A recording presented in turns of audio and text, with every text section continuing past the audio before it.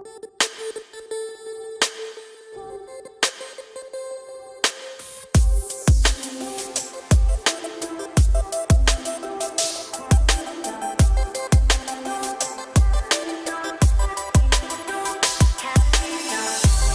Friends, എല്ലാവർക്കും ചാനലിലേക്ക് സ്വാഗതം. ഇന്നത്തെ നമ്മുടെ റെസിപ്പിയാണ് വെള്ളയപ്പം. നല്ല പൂ പോലത്തെ വെള്ളയപ്പം എങ്ങനെ ഉണ്ടാക്കാമെന്ന് നമുക്ക് നോക്കാം.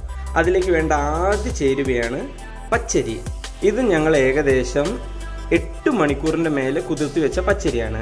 നിങ്ങൾക്ക് എവിടെയെങ്കിലും ഇപ്പം അർജൻറ്റായിട്ട് ഉണ്ടാക്കേണ്ടതാണെങ്കിൽ മിനിമം 4 മണിക്കൂറെങ്കിലും കുതിർത്തി വെക്കാൻ ഓർമ്മിക്കണം. മിനിമം 4 മണിക്കൂറെങ്കിലും ഇത് കുതിർത്തിയിരിക്കണം. ഞങ്ങൾ ജോലിക്കാരായത് കാരണം രാവിലെ കുതിർത്തിട്ട് പോയതാണ്. നാളെയാണ് നിങ്ങൾ അപ്പം ഉണ്ടാക്കാൻ പ്ലാൻ ചെയ്യുന്നതെങ്കിൽ ഇന്നേ ഇതിനുള്ള ചേരുവകൾ ചെയ്തു വെക്കേണ്ടതാണ്. ഇതാണ് ഞങ്ങളിവിടെ ഉപയോഗിച്ചിരിക്കുന്ന കപ്പ്. ഈ ഒരു കപ്പിനാണ് ഞങ്ങൾ 1 ഗ്ലാസ് പച്ചരി എടുത്തിരിക്കുന്നത്. അടുത്ത ചേരുവയാണ് ഈസ്റ്റ്. നമ്മളൊരു 1/4 ടീസ്പൂൺ ഈസ്റ്റാണ് ഇതിലേക്ക് വേണ്ടി ഉപയോഗിക്കുന്നത്. ഒരു 1/4 മുറി തേങ്ങ ചിരണ്ടിയതും നമ്മൾ എടുത്തിട്ടുണ്ട്. പിന്നെ നമ്മുടെ സ്പെഷ്യൽ ഐറ്റമാണ് ഈ പറഞ്ഞ പോലെ നനച്ചു വെച്ച വെള്ള അവില്. ഇത് നമ്മളൊരു 10 മിനിറ്റ് മുന്നെങ്കിലും നനച്ച് വെക്കണം. ഇത് നമ്മൾ നേരത്തെ കാണിച്ച കപ്പിന് ഒരു 1/2 കപ്പ് അവിലാണ് നമ്മളിവിടെ എടുത്തിരിക്കുന്നത്. അപ്പം ഓർക്കാൻ വളരെ എളുപ്പമാണ്. വെള്ളയപ്പത്തിന് വേണ്ടി നമ്മൾ ഉപയോഗിക്കുന്ന എല്ലാ ഇൻഗ്രീഡിയൻസിൻ്റെയും നിറം വെള്ളയാണ്. ഈസ്റ്റ് ആണെങ്കിലും പച്ചരി ആണെങ്കിലും നമ്മുടെ തേങ്ങയാണെങ്കിലും അവിലാണെങ്കിലും. അപ്പം നമുക്ക് ഇതെങ്ങനെ അരയ്ക്കാം, ഇതിൻ്റെ ബാക്കിയുള്ള ഗുട്ടൻസിലേക്ക് കടക്കാം. ഇപ്പം നമ്മൾ അരി നേരത്തെ നനച്ചു വെച്ച അവില്, അതിൻ്റെ കൂടെ പറഞ്ഞ പോലെ ഒരു ഇച്ചിരി ഈസ്റ്റും കൂടി.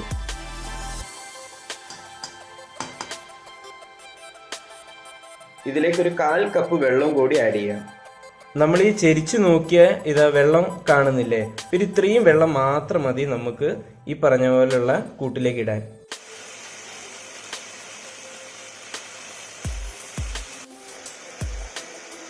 അപ്പം നമ്മൾ അരയ്ക്കുമ്പോൾ പ്രത്യേകം സൂക്ഷിക്കണം. നല്ല ഫൈനായിട്ട് വേണം ഇതിനെ അരച്ചെടുക്കാൻ. നല്ല കുഴമ്പ് രൂപത്തിൽ, ഒരു തരി പോലും ഇല്ലാത്ത രീതിയിൽ. ഇതിലേക്ക് നമ്മൾ പിന്നെ സെപ്പറേറ്റ് ആയിട്ട് അരച്ച് ചേർക്കുന്നതാണ് നമ്മൾ എടുത്തിരിക്കുന്ന ഒരു 1/4 മുറി തേങ്ങ തിരകിയത്.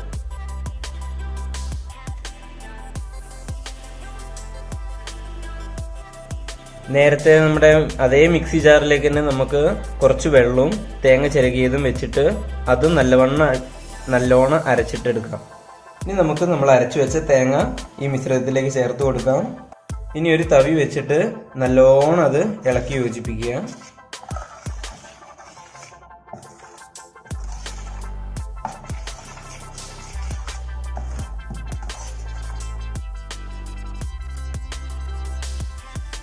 ഈ ഒരു കൺസിസ്റ്റൻസിയാണ് നമുക്ക് വേണ്ടത്. ഒരുപാട് കുറുകിയിട്ടുമില്ല, ബട്ട് ഒരുപാട് വെള്ളം പോലെ അല്ല താനും. നമുക്കിനി ഈ മിശ്രിതത്തിലേക്ക് 4 ടീസ്പൂണ് നിറച്ചും പഞ്ചസാര ആഡ് ചെയ്യാവുന്നതാണ്. എന്നിട്ട് നമ്മൾ എന്ത് ചെയ്യും, നല്ലോണം ഇളക്കിയിട്ട് ഒരു 8 മണിക്കൂർ മിനിമം ഇത് വെക്കണം.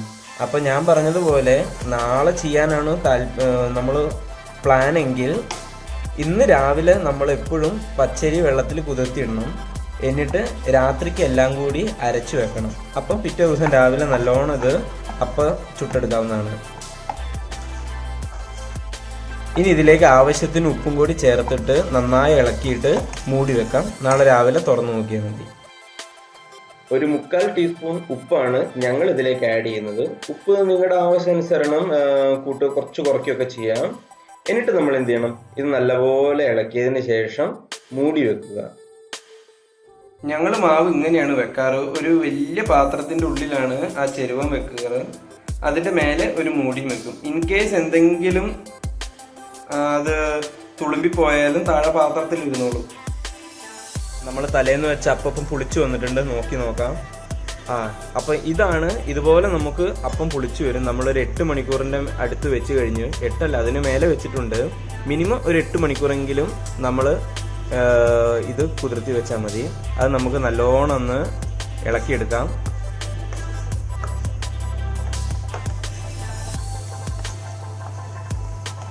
ഞങ്ങൾ ഈ പറഞ്ഞ മെനു ഒരു 6-7 അപ്പത്തിനുള്ളതാണ്. ഞങ്ങൾ 2 ആൾക്കാരുള്ളത് കാരണം അപ്പം ഒരുപാട് വേണ്ടവർ അതിനനുസരിച്ച് പച്ചരി കൂട്ടിയെടുക്കാം. അപ്പം നമ്മൾ പറഞ്ഞ അളവുകളും അതിനനുസരിച്ച് തുലം മാറിക്കിട്ടും. ഇനി നമുക്ക് അപ്പം ചുട്ടെടുക്കാം. അപ്പോൾ ഒരു തവി മാവ് നേരെ ചൂടായ അപ്പച്ചട്ടിയിലേക്ക് ഒഴിക്കുന്നു, എന്നിട്ട് വട്ടം ചുറ്റിയെടുക്കുന്നു. ഇതാണ് നമ്മുടെ നോർമൽ പ്രൊസീജിയർ നമ്മൾ അപ്പം ഉണ്ടാക്കാൻ വേണ്ടി എടുക്കുന്നത്. എന്നിട്ട് മൂടി വെക്കും. ഒരു 1-1.5 മിനിറ്റ് കഴിയുമ്പോൾ മൂടി തുറന്നു നോക്കി കഴിഞ്ഞാൽ അപ്പം റെഡി ആയിട്ടുണ്ടാവും. ഈ അപ്പം നമ്മൾ വേറെ തിരിച്ചും മറിച്ചും ഇടേണ്ട കാര്യമില്ല, ഒരേ സൈഡിൽ തന്നെയാണുള്ളത്. അപ്പം കണ്ടില്ല, നമ്മുടെ അരികളെല്ലാം നല്ല മൊരമൊരാന്നിരിക്കും. അതാണ് അതിൻ്റെ ഒരു ടേസ്റ്റും. നടുഭാഗം നല്ല മാർദ്ദവമായിട്ടും ഉണ്ടാകും, അരികളെല്ലാം നല്ല മുരിമുരിന്നിരിക്കും. ഇനി വേറൊരു ടൈപ്പിൽ നമുക്ക് ഉണ്ടാക്കി നോക്കാം. നിങ്ങൾക്ക് ഒരു ഡൗട്ട് ഉണ്ടായിട്ടുണ്ടാവും, ഈ പൂ പോലത്തെ അപ്പം ഇപ്പം പറഞ്ഞ എന്താണ് പൂവ് തന്നെയാണോന്ന്. ഇപ്പം കണ്ടില്ലേ, നല്ല പൂ പോലത്തെ ഷേപ്പിൽ തന്നെ നമുക്ക് ഉണ്ടാക്കിയെടുക്കാവുന്നതാണ്. ഈ ഒരു ടെക്നിക്ക് ഞാൻ സത്യം പറഞ്ഞ പഠിച്ചത് നമ്മുടെ ഒരു ആൻറ്റി ഉണ്ട്, ബിജാൻറ്റി. ഞാനും വൈഫും കൂടി കല്യാണം കഴിഞ്ഞ് വിരുന്നിന് പോയപ്പം ആൻറ്റി അവിടെ നിന്ന് ഇതുപോലത്തെ അപ്പം ഉണ്ടാക്കി തന്നത്. ടേസ്റ്റിന് വേറെ വ്യത്യാസമൊന്നും ഉണ്ടാകത്തില്ല, പക്ഷെ കാണുമ്പോൾ ഒരു വെറൈറ്റി. അപ്പോൾ ഇതുപോലത്തെ ഒരു അപ്പം നിങ്ങൾക്ക് ഹോട്ടലിൽ നിന്നൊന്നും എന്തായാലും കിട്ടത്തില്ല, വീട്ടിൽ തന്നെ പരീക്ഷിച്ച് നോക്കാവുന്നതാണ്. രസമാണ്, പ്രത്യേകിച്ച് പിള്ളേരൊക്കെ ഉണ്ടെങ്കിൽ അവരെ പറ്റിക്കാനും എളുപ്പമാണ്. ഇങ്ങനത്തെ പൂവ് കായ് എന്നൊക്കെ പറഞ്ഞ് കൊടുത്തു കഴിഞ്ഞാൽ. പക്ഷെ നല്ല ടേസ്റ്റാണ് ഈ അപ്പത്തിന്. എല്ലാവരും വീട്ടിൽ ട്രൈ ചെയ്ത് നോക്കണം. ചുട്ട് കഴിയുമ്പോൾ നമ്മുടെ അപ്പം ഇതുപോലെ ഉണ്ടാകും. ഒരപ്പം തൊപ്പി പോലെ ഉണ്ടാകും, മറ്റേ അപ്പം ആണെങ്കിൽ പൂ പോലെയും ഉണ്ടാകും. അപ്പം ഏത് ട്രൈ ചെയ്യണമെന്ന് നിങ്ങൾക്ക് നോക്കാം. രണ്ടിനും നല്ല ടേസ്റ്റാണ്. പാല്, നമ്മുടെ തേങ്ങാപ്പാലിൻ്റെ കൂടെ അല്ലെ കറിയുടെ കൂടെ ഒക്കെ കഴിക്കാവുന്നതാണ്.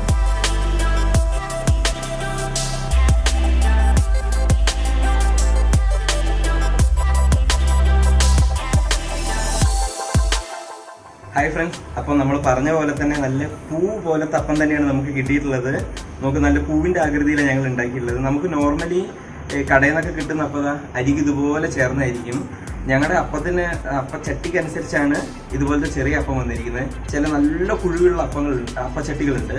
അതിലുണ്ടാക്കുകയാണെങ്കിൽ അരിക്ക് നല്ലോണം വട്ടത്തിൽ കിട്ടും. നമ്മുടെ പാരഗൺ ഹോട്ടലിലൊക്കെ കിട്ടുന്ന പോലെ അവിടെ നിന്നാണ് നല്ലൊരു അപ്പം ഞാൻ കഴിച്ചിട്ടുള്ളത്.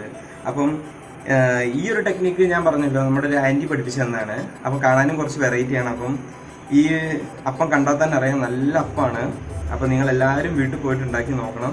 നല്ല നല്ല ടേസ്റ്റും ഉണ്ട്, നല്ല മയമുണ്ട്.